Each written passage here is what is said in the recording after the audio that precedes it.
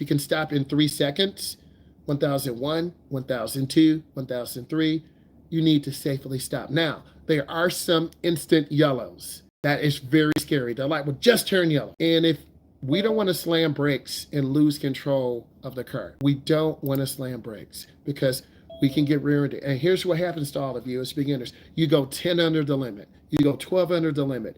That puts us in danger. And from my experience, if you go 10 under the limit, cars making left turns, they're going to turn right in front of us because we're the last car in the pack of cars. Or that young driver who's not sure, they're going to turn in front of us. Or that older driver, no cap on older drivers, they're going to turn in front of us. So from my experience, I need you to drive at the speed limit. Yes, some instructors to say, I need you to drive 10 under the limit and I don't care. I'm not that type of instructor. I want you to drive at the speed limit. Most lights in the area have timers. They are computer controlled. They measure the traffic in 4 or 5 different areas to stay green, to push traffic through. So that's what I see. So putting on seatbelt, not recognizing yellow and red lights, not looking right before you make a right turn and almost hitting a pedestrian, not checking your blind spot. Those are just a few.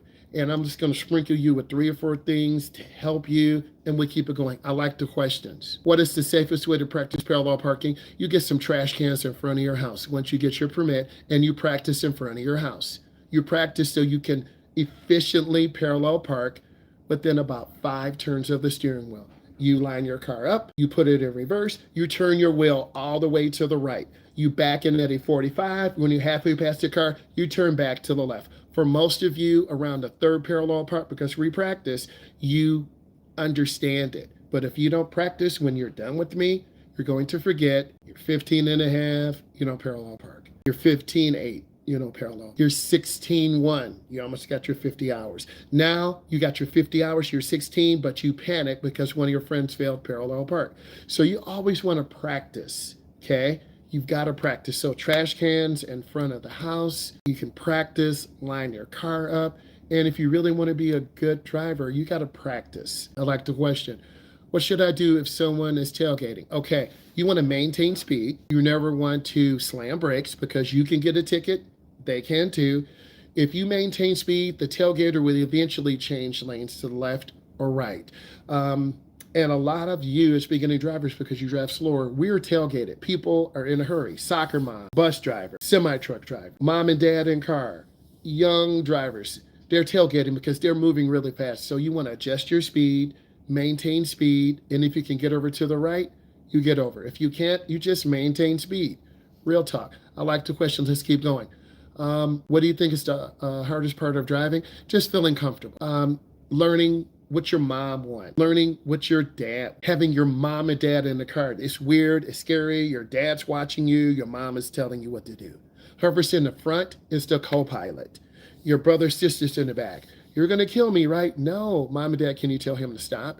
So feeling comfortable, getting used to the bigger car, getting used to the smaller car, learning how to drive when it's dark, learning how to drive early in the morning when it's dark, learning how to drive during rush hour. 2 to 5 is the most dangerous time because you got young drivers, speed, you got the football players. They're going to go to get a couple pizzas because the game is at 7:30 tonight. You got your teachers leaving.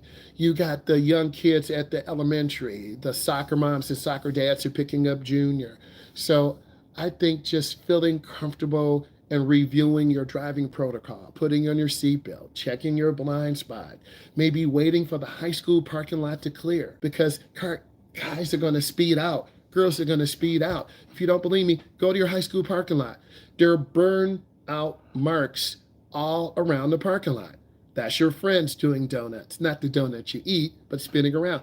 That's girls doing donuts. That's boys drifting. They do it all the time. You guys aren't stupid. You know your friends are there tearing up their cars or tearing up mom and dad's car. So just feeling comfortable and learning how to deal with the roundabout, learning how to deal with left turns because you got to come up to the middle, let traffic go by. When it's clear, you make your left turn.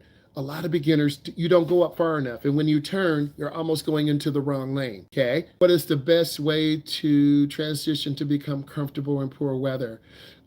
Leaving early, making sure your car is warmed up, making sure your defroster is on. If it's heavy rain, making sure you have good windshield wipers. For a lot of you, when you're driving your first heavy rain, maybe the windshield wipers have not been changed in 4 or 5 years. It's going to be really hard to see. For a lot of you on that first heavy snowfall, you're going to have ice on the car and you don't have a scraper. For a lot of you, you're going to be driving on an expressway and you're going to get a really bad snow and you're going to go from 70 down to 30. So we live in the Midwest.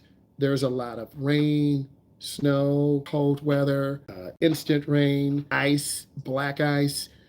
They will shut down schools. And if they shut down schools, the roads are bad. So you have to take your time to get out there and go slower in bad weather and take your time and make sure you have good headlights. If you're driving a car that's 5, 7, or 10 years old, you might want to put fresh headlights in. You might want to put fresh windshield wipers in. You might want to change that battery because after about 5 or 7 years, the heat in the summertime and the cold in the wintertime are very hard on batteries. It's called preventative maintenance. And the driver's car has new brakes and new tires. The driver's car drives so smooth. Thank you, guys. An oil change. So I really want to feel safe in the driver's car, and I really express that to you because we have a shorter stopping distance. The brakes are nice and smooth, and a lot of you are really starting to get comfortable with the car, and so I'm happy. We go to the next question. What's the best way to get better at taking smooth turns? Go into your turn slow. You turn hand over hand into the turn and accelerate out.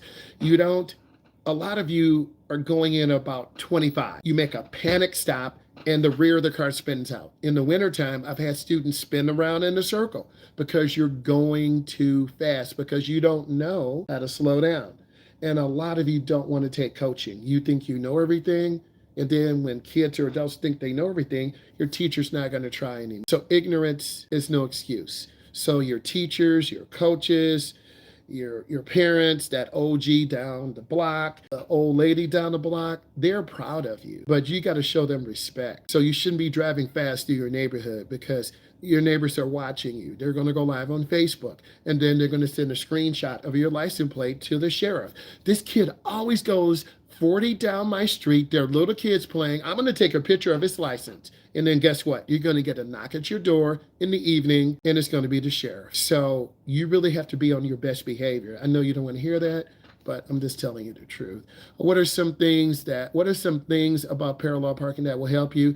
Practice any downtown area. Practice going through your neighborhood. Find 2 cars. Okay, they look good. Line up, reverse in. Practice, practice, practice. Don't wait till your road test. What do you do if you hit black ice while driving? Lift your foot. Don't panic. Look where you're going. I've had students do that in the wintertime. Going on the off-ramp, the car kind of spins. We lift our foot. We pray for a second, and then we look straight ahead. It can be a little bit scary, but it's about control. And if the temperature drops, if it's ice on your windshield, it's probably ice on the road. Okay, I saw about the full name. Yeah, you'll get credit. Okay, I thought the questions were good. I need all of you to type in what are a couple of things you're learning right now from that first drive, from that second drive. What are you learning right now? Please type in what you are learning from your first and second drive. What do you need to improve on? What are your goals in the class? Take a moment, think about that. And some of the things I try to follow while you guys are putting in information, what makes a good driving instructor from the students' points? Patience, being nice, having conversation. Most of you, I know what your parents do. I know what grade you're in because I'm an educator, and that's really making conversation with, being considerate. Everyone's a little bit different. Being a fun teacher. I enjoy cars. I enjoy teaching. It is work. Don't get me wrong. I'm in the car 6 hours, 8 hours, 10 hours. I don't work every day. I can change my schedule. And we have a good company that recognizes this, and they really help the instructors. If I don't want to work a lot of hours, I won't. If I want to work a lot of hours and stack it up and make that money and help my family and get a new 5090 video card, get a new part for my race car, I'll do that. But there's a price to pay. Like this morning, I was really tired, okay? I got a coffee, I was good, I was really tired. And then remember, you have school in less than 30 days. I'm an educator. Next week on Monday, I go back to school for training. This later in the week, I have a professional development. So I've always had 2 jobs, teaching and doing driver's ed. And teachers make good driver's ed instructors, state police officers, military work, school bus driver, because A lot of people don't like kids. A lot of people don't want to be around you. You don't listen, you get an attitude, you don't want to put in the work. But some people really thrive in education. I had good teachers in high school, good teachers in college. Give positive reinforcement. I'm always trying to give you good reinforcement. Great job. Nice lane change. Good speed control. Great job. And I always give you that, and it's from my heart. I'm not going to be in the car and be fake with you. You can tell if someone is fake. I always remind you to do things constant, to get better. And then what I've learned over the years, just settle down, stay chilled. But if you're all over the road, I'm going to help you because we can't risk you crashing. In the classroom, I'll let you interact with other students. I'll let you fix your mistakes. And yes, you got to come to a complete stop because if you do a rolling stop, that's automatic fail. If your mom or dad does a rolling stop, your brother does a rolling stop, you, in your mind, you think it's okay. When you take your road test, you do a rolling stop, automatic failure. Let's pretend your mom and dad run yellow lights. Your brother runs yellow. Your uncle runs yellow lights. Your auntie runs yellow lights. So in your mind, you're like, it's okay.